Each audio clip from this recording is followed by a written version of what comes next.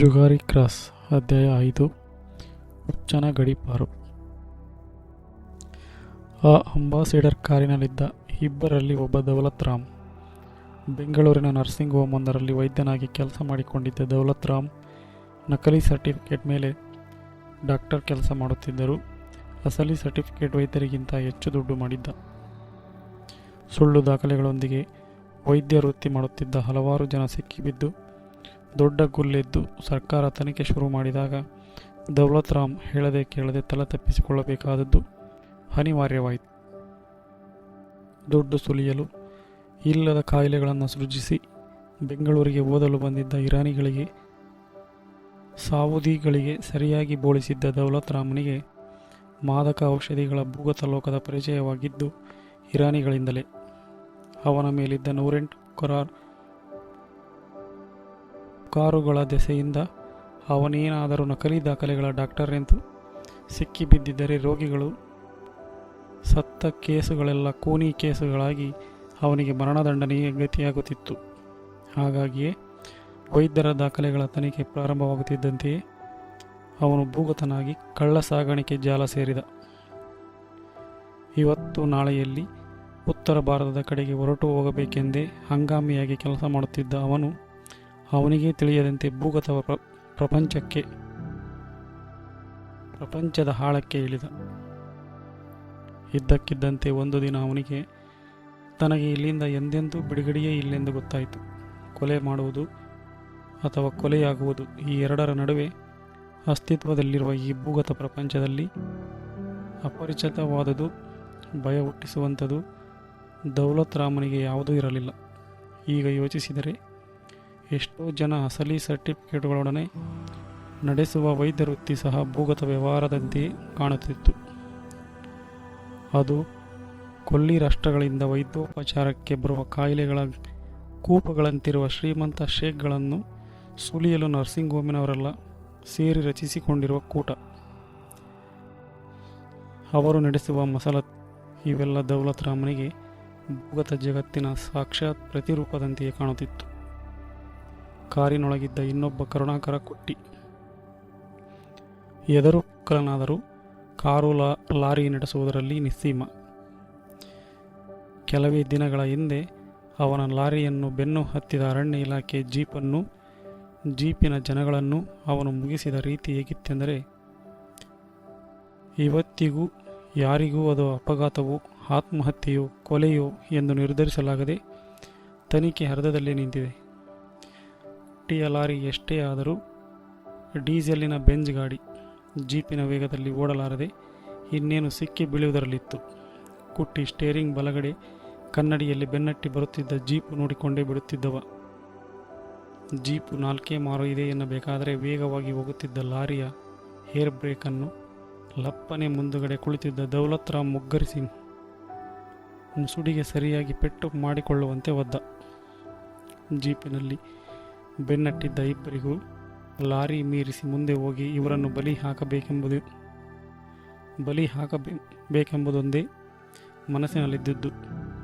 ಮುಂದೆ ದೌಡಾಯಿಸುತ್ತಿದ್ದ ಲಾರಿ ಸಟ್ಟನೆ ನಿಂತಾಗ ಅದನ್ನು ಕನಸು ಮನಸ್ಸಿನಲ್ಲಿ ಊಹಿಸದಿದ್ದ ಡಿಪಾರ್ಟ್ಮೆಂಟಿನ ಜೀಪು ನೆಟ್ಟಗೆ ಲಾರಿ ಅಡಿ ನುಗ್ಗಿ ಚಾಸಿ ನಡುವೆ ಡಿಫರೆನ್ಸಿಯಲ್ಲಿಗೆ ಹೊಡೆಯಿತು. ಜೀಪು ಲಾರಿ ಅಡಿ ನುಗ್ಗಿದಾಗಲೇ ಎದೆ ಮಟ್ಟಕ್ಕಿದ್ದ ಲಾರಿಯ ಬಾಡಿ ಜೀಪಿನ ಚಾಲಕರ ರುಂಡ ಅಪ್ಪಚ್ಚಿ ಮಾಡಿ ಮುಗಿಸಿತೋ ಇಲ್ಲವೋ ನೋಡಹೋದವರಾದರೂ ಯಾರು? ಲಾರಿ ಹಿಂಭಾಗದಲ್ಲಿ ಜೀಪು ಅಪ್ಪಚ್ಚಿಯಾದ ಸದ್ದು ಕೇಳಿಸಿಕೊಂಡೇ ಲಾರಿಯೊಳಗಿನ ಇಬ್ಬರು ಸಹ ಸಮಾಧಾನದಿಂದ ತಲೆಯಾಡಿಸುತ್ತಾ ಹಿಂದಿರುಗಿ ಸಹ ನೋಡದೆ ತಣ್ಣಗೆ ಲಾರಿ ಬಿಟ್ಟುಕೊಂಡು ತಮ್ಮ ಪಾಡಿಗೆ ತಾವು ಹೋಗಿದ್ದರು. ಲಾರಿಯ ಹಿಂಭಾಗಕ್ಕೆ ಕೊಂಚವೂ ಜಖಮಾಗಿರಲಿಲ್ಲ.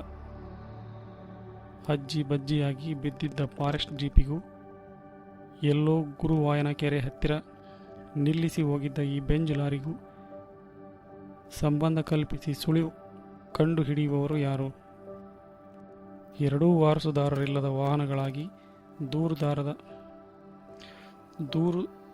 ದೂರದ ಪೊಲೀಸ್ ಸ್ಟೇಷನ್ನುಗಳೆದುರು ಕರಾವಳಿಯ ಬಿರುಮಳೆಯಲ್ಲಿ ನೆನೆದು ನೆನೆದು ತುಕ್ಕು ತಿನ್ನುತ್ತಾ ಬಿದ್ದಿವೆ.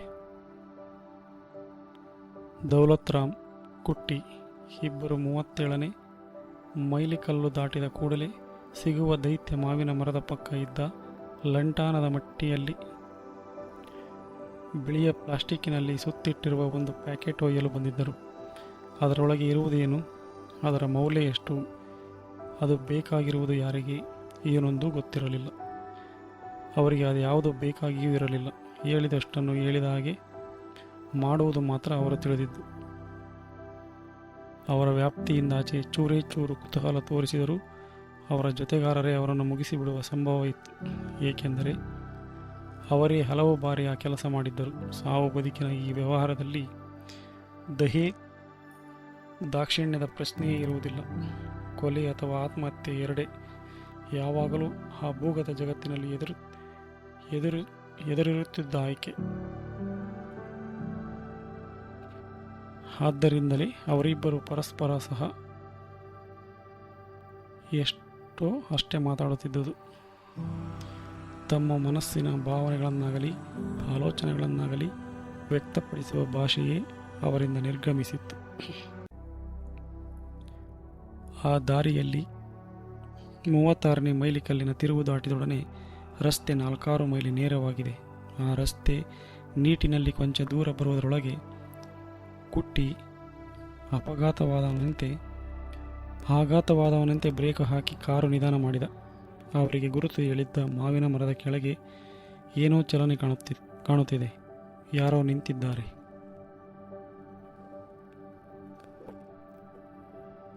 ಎಲ್ಲೋ ಏನೋ ಎಡವಟ್ಟಾಗಿದೆ. ದೆವ್ವ ಸಹ ಸುಳಿಯದ ಈ ರಸ್ತೆಯಲ್ಲಿ ಯಾರೋ ಅಲ್ಲಿ ನಿಂತಿರುವುದು. ಕುಟ್ಟಿ ಕಾರು ದೂರದಲ್ಲಿ ನಿಲ್ಲಿಸಿ ದಿಟ್ಟಿಸಿ ನೋಡಿದ. ಯಾವುದೋ ಚಿಕ್ಕ ಹುಡುಗಿ. ಹಾಗಿದ್ದರೆ ಇನ್ಯಾರೋ ದೊಡ್ಡವರೊಬ್ಬರು ಅಲ್ಲಿರಲೇಬೇಕು. ಕಾಲ ಸರಿಯುತ್ತಾ ಇದೆ. ಬೇಗ ಕೆಲಸ ಮುಗಿಸಿ ಬಿಡೋಣ ಎಂದರೆ ಇದ್ಯಾವ ಗೋಳು. ಕುಟ್ಟಿ ಮೆಲ್ಲಗೆ ಕಾರನ್ನು ರಸ್ತೆ ದಾಟಿಸಿ ಪಕ್ಕಕ್ಕೆ ತಗೊಂಡು ಮಾವಿನ ಮರ ಕಾಣುವಂತೆ ನಿಲ್ಲಿಸಿಕೊಂಡ. ಅವರಿಬ್ಬರು ಕಾರಿನಿಂದ ಇಳಿಯಲಿಲ್ಲ.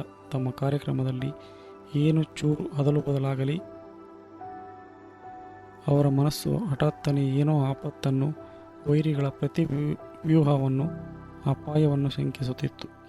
ಕಾಡು ಮೃಗಗಳಂತೆ ಮೈಯೆಲ್ಲ ಕಣ್ಣಾಗಿ ಬದುಕುವುದು ಅವರ ರಕ್ತದಲ್ಲೇ ಸೇರಿ ಹೋಗಿತ್ತು. ದೂರದಿಂದ ಮೌನವಾಗಿ ಬೃಹದಾಕಾರದ ಮಾವಿನ ಮರದ ಬುಡದಲ್ಲಿ ನಿಂತಿದ್ದ ಆ ಹುಡುಗಿಯನ್ನು ನೋಡತೊಡಗಿದರು. ಹುಡುಗಿಯ ಕಡೆಗೆ ನೋಡುತ್ತಿದ್ದರು. ಅವರ ದೃಷ್ಟಿ ಹುಡುಕುತ್ತಿದ್ದುದು ಅತ್ತಿತ್ತ. ಅವಳ ಅಕ್ಕಪಕ್ಕದ ಸಂದುಗೊಂದುಗಳಲ್ಲಿ ಏನಾದರೂ ಚಲನೆ, ಏನಾದರೂ ಸಂಶಯಾಸ್ಪದವಾದದ್ದು ಕಾಣುತ್ತದೆಯೋ ಎಂದು. ದೌಲತ್ ರಾಮನಿಗೆ ಕಾರಿನೊಳಗೆ ಕುಳಿತು ಬೇಸರವಾಯಿತು. ಅವರು ಅಲ್ಲಿ ಕಾಲ ಕಳೆದಿದ್ದು ಅಷ್ಟರೊಳಗೆ ಇದ್ದರೂ ಕ್ಷಣ ಗಂಡಾಂತರವನ್ನು ಶಂಕಿಸುತ್ತಾ ಹದಿಮಿಟ್ಟ ಸ್ಪ್ರಿಂಗಿನಂತೆ ಕುಳಿತರೆ ಗಡಿಯಾರದ ಮುಳ್ಳು ಪ್ರಚಂಡ ವೇಗದಲ್ಲಿ ತಿರುಗುತ್ತದೆ. ಒಂದೊಂದು ಸೆಕೆಂಡುಗಳು ಒಂದೊಂದು ಯುಗಗಳಾಗುತ್ತವೆ. ಏನಿರಬಹುದು ಆ ಪ್ಯಾಕೆಟಿನಲ್ಲಿ? ಗಂಧವೋ, ಅಫೀಮೋ, ಗಾಂಜಾನೋ, ಚಿನ್ನವೋ, ವಜ್ರ ವೈಡೂರ್ಯಗಳು? ದೌಲತ್ ರಾಮನ ತಲೆಯೊಳಗೆ ನೂರಾರು ಆಲೋಚನೆಗಳು ಓಡಿದವು. ಅವುಗಳಲ್ಲಿ ಯಾವುದನ್ನು ಹಪ್ಪಿತಪ್ಪಿಯೂ ಕುಟ್ಟಿಯ ಬಳಿ ಅವನು ಪಿಸು ಮಾತಿನಲ್ಲಿಯೂ ಉಸುರಲು ಸಾಧ್ಯವಿರಲಿಲ್ಲ. ವಜ್ರಗಳೇ. ಅವನ ತಲೆಯೊಳಗೆ ವಜ್ರ ಕ್ವಚಿತ್ತಾಗಿ ಇಣುಕಿದ ಕೂಡಲೇ ಆಲೋಚನಾ ಲಹರಿ ಇನ್ನೆತ್ತಲೂ ತುಯ್ಯತೊಡಗಿತು. ದೌಲತ್ ರಾಮನ ತಲೆಯೊಳಗೆ ದೇವಪುರದವರೆಲ್ಲ ಸೇರಿ ಆ ಊರಿನ ಹುಚ್ಚ ಕುಂಟರಾಮನನ್ನು ಹೆಡೆಮುರಿ ಕಟ್ಟಿ ವ್ಯಾನು ಮಾಡಿಕೊಂಡು ತಗೊಂಡು ಹೋಗಿ ಎಲ್ಲೋ ದೇಶಾಂತರ ಮತ್ತೆ ಹಿಂದಿರುಗದಂತೆ ತಳ್ಳಿ ಬಂದರಂತೆ ಎನ್ನುವುದು ಜ್ಞಾಪಕಕ್ಕೆ ಬಂತು. ದೇವಪುರದಲ್ಲಿ ಕುಂಟರಾಮ ಇದ್ದಿದ್ದಾಗಲಿ, ಅವನನ್ನು ಹೆಡೆಮುರಿ ಕಟ್ಟಿ ಸಾಗಿಸಿದ್ದಾಗಲಿ, ಅವನನ್ನು ಪೈಸಲ್ ಮಾಡಬೇಕೆಂದು ಹುಕುಂ ಬರೆದಿದ್ದರೆ ದೌಲತ್ ರಾಮನ ಗಮನಕ್ಕೆ ಬರುವುದು ಸಾಧ್ಯವೇ ಇರಲಿಲ್ಲ. ಕುಂಟರಾಮನನ್ನು ವ್ಯಾನಿನಲ್ಲಿ ದೇಶಾಂತರ ಸಾಗಿಸುವುದು ಅಥವಾ ಅವನು ಎಲ್ಲೋ ಪತ್ತೆ ಇರದುದನ್ನು ನೋಡಿದರೆ ಕೊಂದೇ ಬಿಟ್ಟಿರುವುದು, ನೋಡಿದರೆ ದೇವಾಪುರಕ್ಕೆ ಅವನು ಎಂಥ ಕಾಟ ಕೊಟ್ಟಿರಬಹುದೆಂದು ಊಹಿಸಬಹುದು. ಕುಂಟರಾಮ ದೇವಾಪುರದವನೇ ಅಲ್ಲ, ಪಶ್ಚಿಮ ಘಟ್ಟಗಳ ಯಾವುದೋ ಒಂದು ಗಿರಿನೆತ್ತಿಗೆ ವಿಮಾನ ಡಿಕ್ಕಿ ಹೊಡೆದಾಗ ಅದನ್ನು ಹುಡುಕಿ ಸಾಗಿಸಲು ಬಂದ ಮಿಲಿಟರಿ ಅಧಿಕಾರಿಗಳ ಜೊತೆ ಬಟ್ಲರ್ ಆಗಿ ಬಂದವನು. ಅವನ ಪೂರ್ತಿ ನಾಮಧೇಯ ರಾಮ್ ಪ್ರಸಾದ್ ಎಂದು. ಸರ್ಚ್ ಪಾರ್ಟಿ ಜೊತೆ ಕಾಡು ಹತ್ತಿದ ರಾಮಪ್ರಸಾದ್ ಮತ್ತೆ ಅನೇಕ ದಿನ ಪತ್ತೆ ಇರಲಿಲ್ಲ. ಡಿಕ್ಕಿ ಹೊಡೆದ ವಿಮಾನ ಪತ್ತೆ ಮಾಡಿ ಎಲ್ಲ ಸಾಗಿಸಿಕೊಂಡು ಮಿಲಿಟರಿಯವರು ಹೋದರೂ ಈ ಆಸಾಮಿಯ ಅಡ್ರೆಸ್ ಇರಲಿಲ್ಲ. ಅನೇಕ ದಿನಗಳ ತರುವಾಯ ದೇವಪುರದ ಪೇಟೆಯಲ್ಲಿ ಕಾಣಿಸಿಕೊಂಡಾಗ ಇವನನ್ನು ಯಾರೆಂದೂ ಗುರುತಿಸಲಿಲ್ಲ. ರಾಮ್ ಪ್ರಸಾದ್ ಗುರುತು ಹೇಳಿಕೊಳ್ಳುವ ಸ್ಥಿತಿಯಲ್ಲೂ ಇರಲಿಲ್ಲ. ಏಕೆಂದರೆ ಅವನು ಹೆಚ್ಚು ಕಡಿಮೆ ಅರೆಹುಚ್ಚನಾಗಿದ್ದ. ಅವನನ್ನು ಜನ ಅರೆಹುಚ್ಚನೆಂದು ತೀರ್ಮಾನಿಸಿದ್ದೇಕೆಂದರೆ ಅವನ ಮಾತೆಲ್ಲ ಅಸಂಬದ್ಧಗಳ ಕಂತೆಯಾಗಿತ್ತು. ವಜ್ರ ನೋಡಿದ್ದೇನೆ, ರತ್ನ ಮೂಲ ಕಂಡುಹಿಡಿದಿದ್ದೇನೆ, ಇತ್ಯಾದಿ ಇತ್ಯಾದಿ. ಆ ಕಣಿವೆಯಲ್ಲಿ ಹರಿಯುವ ದೋಣಿಯೊಳೆಯ ಹಿಂದಿನ ಹೆಸರು ರತ್ನಮೂಲ ಆಗಿದ್ದರಿಂದ ಅದರ ಮೂಲ ಇವನು ಕಂಡುಹಿಡಿದು ಯಾರಿಗೂ ಏನೂ ಆಗಬೇಕಾಗಿರಲಿಲ್ಲ. ಆ ಹುಚ್ಚನ ಬಳಿ ಇದ್ದ 3-4 ಕಲ್ಲು ಚೂರುಗಳನ್ನು ಕಂಡು ನಕ್ಕು ಅವನ ಕಾಲಿಗೆ ಇಲಾಜು ಮಾಡಿಸಿಕೊಳ್ಳಲು ಭಿಕ್ಷೆ ಹಾಕಿದರು. ರಾಮ್ ಪ್ರಸಾದನ ಮನಸ್ಥಿತಿ ಹೇಗಿತ್ತೆಂದರೆ ಅವನು ವಜ್ರ ಗುರುತಿಸುವುದು ಸಾಧ್ಯವಿರಲಿಲ್ಲ. ಅವನು ತಂದಿದ್ದು ವಜ್ರವೇ ಆಗಿದ್ದರೂ ಯಾರೂ ನಂಬುತ್ತಿರಲಿಲ್ಲ. ಹುಚ್ಚರಿರಲಿ, ಅವನನ್ನು ಹುಚ್ಚನೆನ್ನುತ್ತಿದ್ದ ದೇವಪುರದ ಮಂದಿಗಾದರೂ ಕಲ್ಲು ಮಣ್ಣಿನೊಡನೆ ಕಾಣಸಿಗುವ ವಜ್ರ ಗುರುತಿಸಲು ಸಾಧ್ಯವಿತ್ತೇ ಎನ್ನುವುದು ಬೇರೆ ಪ್ರಶ್ನೆ.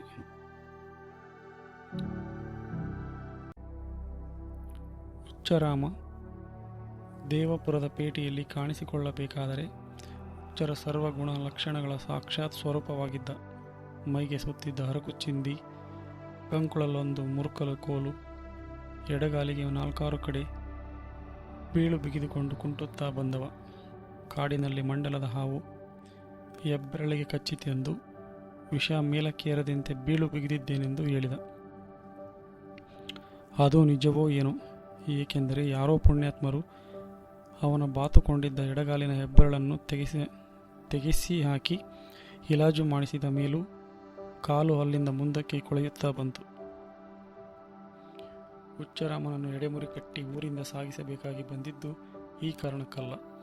ದಿನ ಸಾಯಂಕಾಲ ಕುಡಿದುಕೊಂಡು ಬಾಯಿಗೆ ಬಂದ ಹಾಗೆ ಕಂಡವರ ಮೇಲೆಲ್ಲ ಒದರುತ್ತಾ ಊರಿನ ದೊಡ್ಡ ಮನುಷ್ಯರ ಅನೇಕ ಸ್ವಂತ ವಿಷಯಗಳ ಬಗ್ಗೆಯೆಲ್ಲ ಬಾಯಿ ಮಾಡುತ್ತಾ ಇವನ ವಜ್ರ ವೈಡೂರ್ಯಗಳನ್ನು ಕದ್ದು ದೊಡ್ಡ ಮನುಷ್ಯರಾದರೆಂದು ಕೂಗುತ್ತಾ ಕೊನೆಗೆ ಅವನ ಕೂಗನ್ನು ಹುಚ್ಚನ ಮರಳು ಮಾತುಗಳೆಂದು ಕಡೆಗಣಿಸಿ ಓಡಾಡಲ ಸಾಧ್ಯವಾಗಿ ಪರಿಣಮಿಸಿತ್ತು. ದೌಲತ್ ರಾಮ್ಗೆ ಈ ಹುಚ್ಚನ ಗಲಾಟೆಗೆ ಇತಿಶ್ರೀ ಹಾಕಬೇಕೆಂದು ಆರ್ಡರ್ ಬಂದಾಗಲೇ ಚಕಿತನಾಗಿ ಹುಚ್ಚನ ಹುಚ್ಚು ಉದ್ಗಾರಗಳನ್ನು ಗಮನಿಸಿದ್ದು. ಬಾಯಿಗೆ ಬಂದಾಗಿ ಒದರುವುದನ್ನು ಬಿಟ್ಟರೆ ಇವನು ಮಾಡಿರುವ ಅಪರಾಧವೇನಾದರೂ ಮತ್ತೇನು?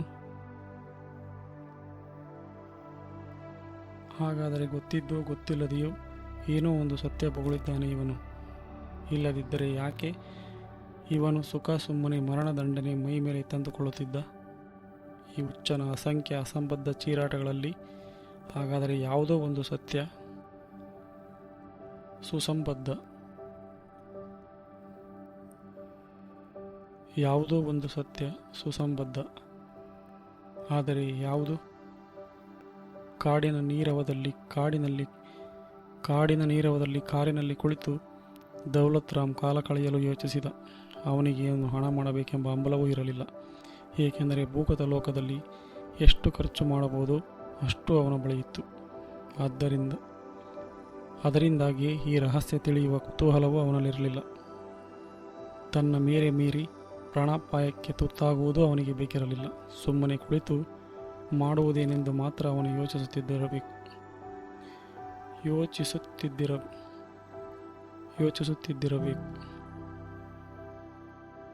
ಕುಟ್ಟಿ ಒಂದು ಸಾರಿ ವಾಚು ನೋಡಿಕೊಂಡ. ಕಾಲ ಮೀರುತ್ತಾ ಇದೆ. ಈ ಕಗ್ಗಾಡಿನಲ್ಲಿ ಇದೊಂದು ಬೀದಿ ಬೊಮ್ಮಟೆ ಸುಮ್ಮನೆ ಹೂವಿನ ಮಾಲೆ ಎತ್ತಿ ಹಿಡಿದು ಅದೇ ಜಾಗದಲ್ಲಿ ಆಗಿನಿಂದ ನಿಂತಿರುವುದರ ಅರ್ಥವೇನು? ಅವನ ಗುಮಾನಿ ಸಂಶಯ ಅನುಮಾನಗಳ ಜಗತ್ತಿನಲ್ಲಿ ಪ್ರತಿಯೊಂದು ಶಕುನಗಳಂತೆ ಕಾಣುತ್ತಿದ್ದವು. ಆದರೆ ಅವಳು ಎತ್ತಿ ಹಿಡಿಯುವ ಮಾಲೆಗಳಿಗೆ ಯಾವ ಗಿರಾಕಿಯೂ ಇಲ್ಲ. ಒಂದೇ ಒಂದು ಕಾರು ನಿಂತದ್ದನ್ನು ನೋಡಲಿಲ್ಲ. ಹಾಗಾದರೆ ಯಾಕೆ ನಿಂತಿದೆ ಈ ಬಿಕಾರಿಯಲ್ಲಿ? ನಮ್ಮ ದಂಧೆ ಇನ್ನೊಂದು ನರಕ್ರಿಮಿಗೆ ಗೊತ್ತಾಗಬಾರದು.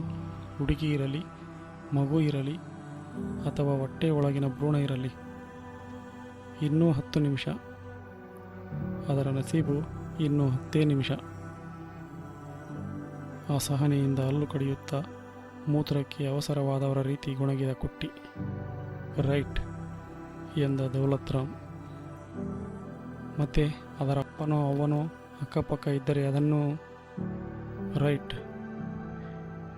ಇಂಥದೇ ಒಂದು ಮಗು ಕೋರ್ಟಿನಲ್ಲಿ ಹೌದು ಅಂತ ತಲೆ ಆಡಿಸಿದ್ದಕ್ಕೆ ಬ್ರೋಕರ್ ಉಣ್ಣಿ 12 ವರ್ಷ ಒಳಗೆ ಹೋದ, ಗೊತ್ತಲ್ಲ?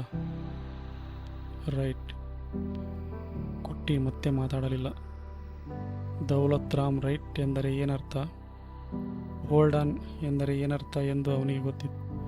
ಇಬ್ಬರು ಮೌನವಾಗಿ 10 ನಿಮಿಷ ಗಡು ಕೊಟ್ಟುಕೊಂಡು ಕಾಯತೊಡಗಿದರು. 10 ನಿಮಿಷ ಎಂದರೆ 10 ವರ್ಷ ಅವರ ಪಾಲಿಗೆ.